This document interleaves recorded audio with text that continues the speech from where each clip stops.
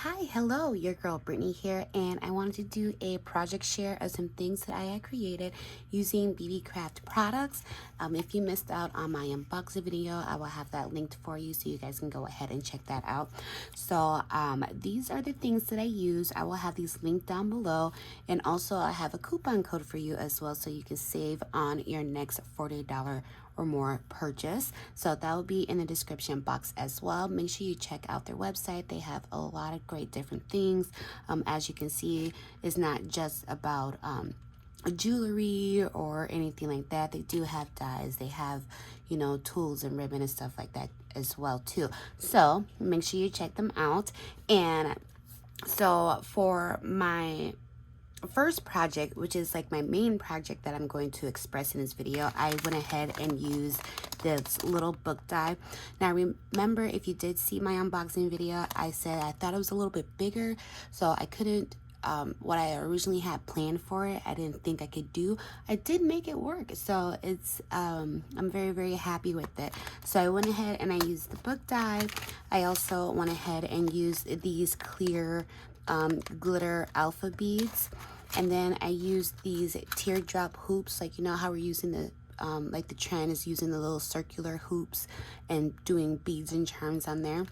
Well, I thought it'd be super cute with these little teardrop ones, and then the tulle as well. So if you would like to see what I created, make sure you stay tuned, and don't forget to subscribe so you don't miss out on my future videos, guys. All right, so let's start the show.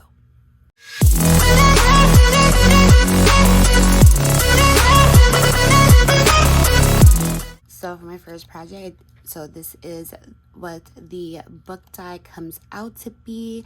I think this is so stinking cute, and it also comes with these additional elements here. So we have like this little, I wasn't really sure what it was. I was thinking it went in the middle, like this little strap piece here that I have in gold, but we have a little quill here, and then we also even have a cute little bookmark, and you can glue it down, or you can have it removable like how I currently have it. And then it also has the heart as well, and I just think this turned out super cute. With this one, I did 2 layers for the base. So I have the pattern paper, and this is using Maggie Holmes' Garden Party. I have the pattern paper, and then I used the solid cardstock to back it up to give it a little bit more make it more stiff, you know what I mean, so it won't be all extra flimsy and whatnot. And then for the pages, I curled the middle portions of the pages and on the end, so that we have this impression going on here. And then I also added foam in between each page so they all popped up in dimension. And then I used one of the stickers from the collection as well as some stickers here. And I just think this turned out so stinking cute. How adorable is that? And then this one, the thing I did differently here, instead of curling the pages how I did on this one, I just went ahead and did one bump going all the way down. And then not only that, I did make the pages movable on this one, so those aren't stuck down, except for the base page. That one is. And again, I just added stickers from the collection. I have a gold quill on this one, and then the opposite colors for the little bookmark here. Added some cute butterflies, and again, this is double layered as well to give it a little bit more stiffness. But again, I think these turned out absolutely stinking cute. These are adorable. Oh, I love them. And then the thing that I wanted to originally do, because I thought it was a bigger size, I still did it, and I think it is extremely adorable even in its smaller size. So I did this cute little book box. So it does open. It measures 1 inch in height. It is, where's my little cheat sheet? I have a cheat sheet on what I did. I believe it's 3.5 inches in length. It's, yeah, so it's 1.5 by 3.5, and then it is a 1 inch in height. And It's just a regular flip top box. Again, I still use Maggie Holmes, and I use like this purplish foil paper from Michaels, and then it added some butterflies on here. And again, the pages do move a little bit more, but I actually adhered my embellishments on there so they kind of stick down a bit. And then I added a little tassel piece in the middle just to have like a fun little movable interactive portion here. Then it says think happy and be happy, and then added some pretty little flowers. And then you're probably like, where do the hoops and alpha beads and stuff come into play? Well, she opens up, so I do have a little thumb notch here, and here are my little hoopty hoops. I just thought it was a cute place to put them. I know it doesn't make sense, but I still thought it was just a cute place to put them. But here they are. These are so cute. So I did add a lobster clasp for hanging on there. And then the tulle, I cut them into thinner strips and then just did a double loop bow. And then added a pretty little silk flower in the center.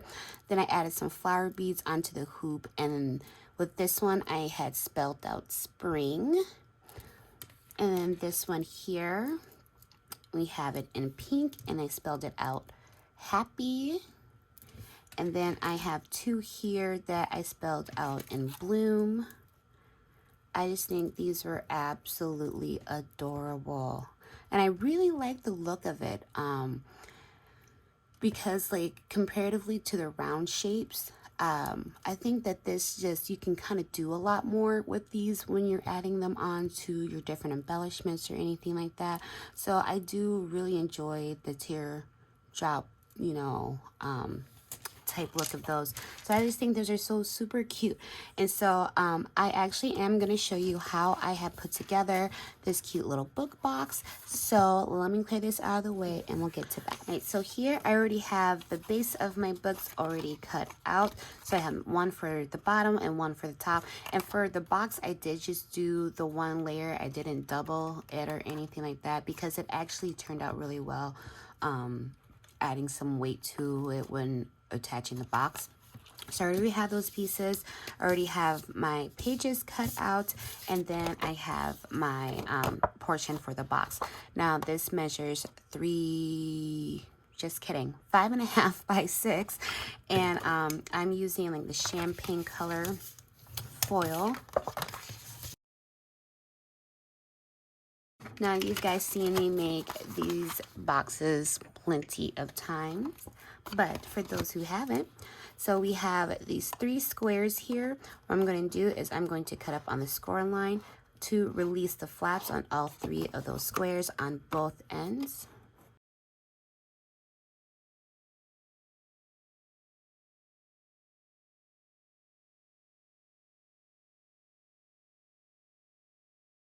Okay, so now that I have that cut, I'm going to take my circle punch and I'm going to cut my notch beforehand, my little thumb notch.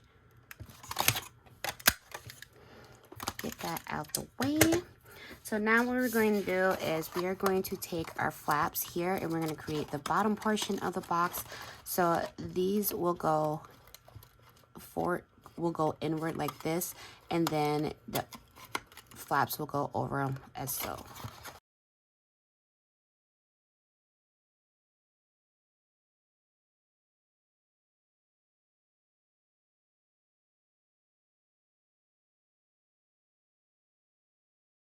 So now the bottom of our box is constructed.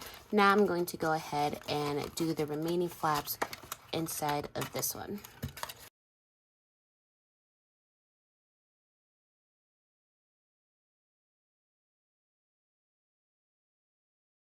So now we have our box constructed.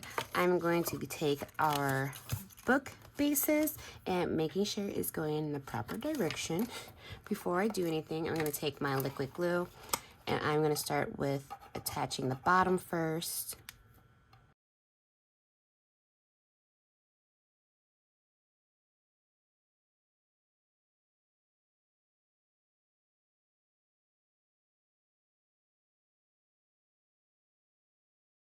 So now that I have that part done, I'm now going to add my adhesive to the top.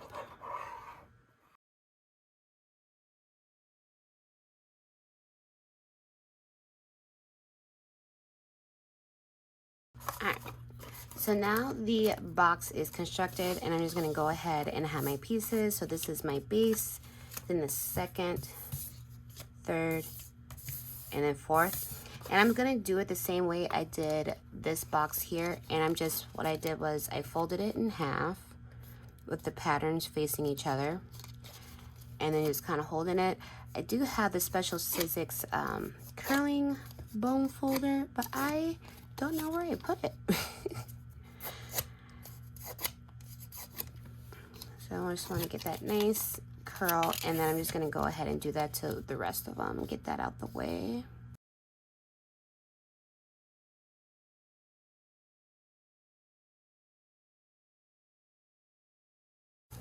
All right, there we go. And then go ahead and start adhering. Actually, I'm going to use my hot glue. Adhering these pieces on. The die does cut out fairly decently. If you don't have a shim like me, if you don't have one, the best way that I found to cut dies that are intricate, like laser cut like this, is to have your cutting apparatus, like the actual cutting portion, going up on your plate instead of going down, because otherwise you won't be able to you'll be dealing with trying to poke all your little intricate pieces like all day. So once I had flipped it over and had the die going upwards, it was a lot easier for my cuts to go through.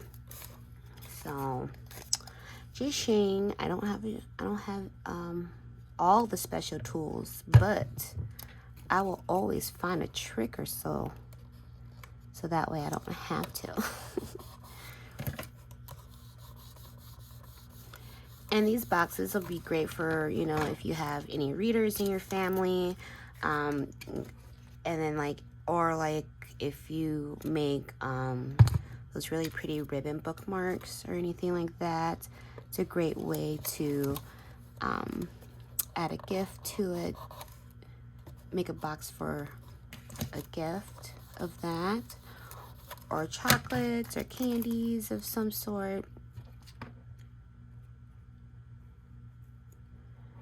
It's all about taking what you already have and improving it. And that's pretty much it. So I'll probably do the same thing that I did with this one, where I had added foam on the edge portion of the page, so that could just lay down a little bit more, but then still leave the rest of the pages to be freehand.